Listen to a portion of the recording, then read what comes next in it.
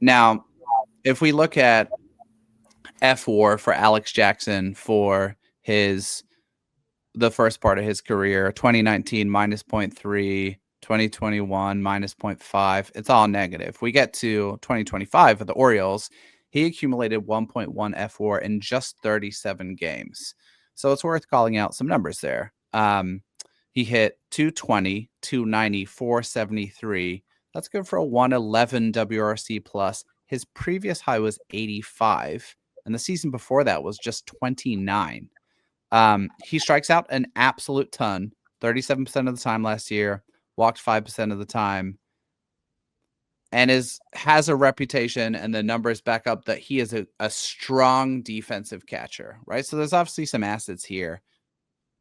What I'm wondering about is this uptick in his offensive production in 2025 and how confident we could feel that we're going to get even a little bit of that in 2026 based on a sample of like 37 games. So when you say uptick, I mean, we're talking a guy that got on base 29% of the time last year, right? Yes.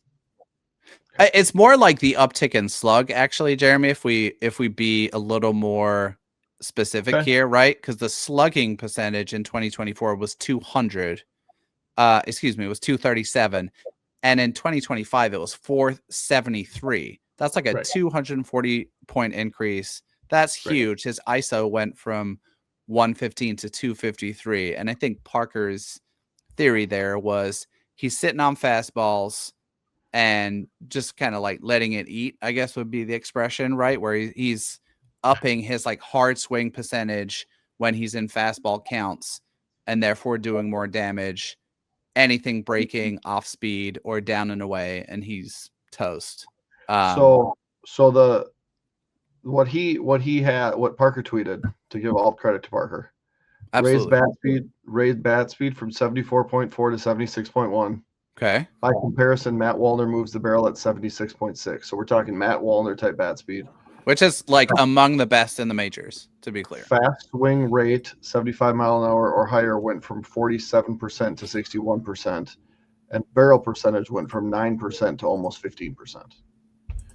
So, and then he responds with made some adjustments, opened his stance 8 degrees to 14 degrees, widened the stance by an inch, attacking out front with pull intent, pulled ball in the air more. Like, so there was obviously some things. Is this like when I read this, is like Cody Clemens had some stuff like this, right? Where an offensive profile changed and all of a sudden his offensive results changed. Like, is that these are some things that we like in guys that we're trying to add, and we could add this guy for really cheap, and now we've got our backup catcher and he doesn't cost much?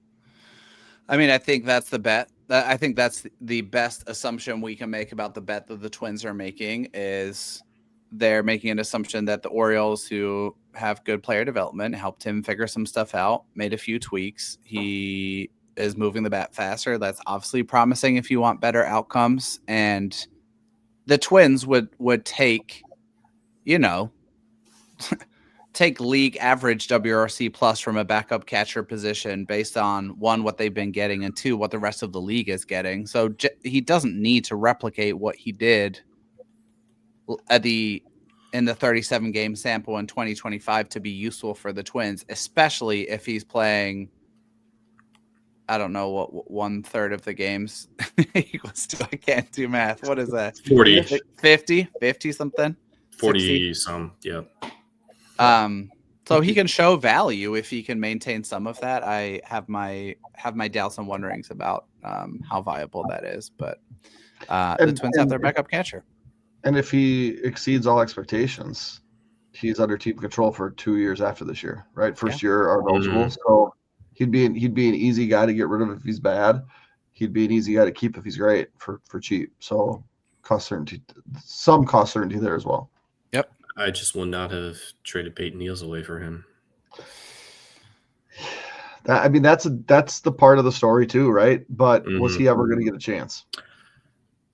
I think with how the roster has really played out for guys like him to get opportunities in the last few years, it definitely would have been possible. I'm not saying there would have been another big trade deadline and he would have got that opportunity afterwards. I feel like if someone was injured at the right time and he was hot at St. Paul and they needed middle infield help, yeah.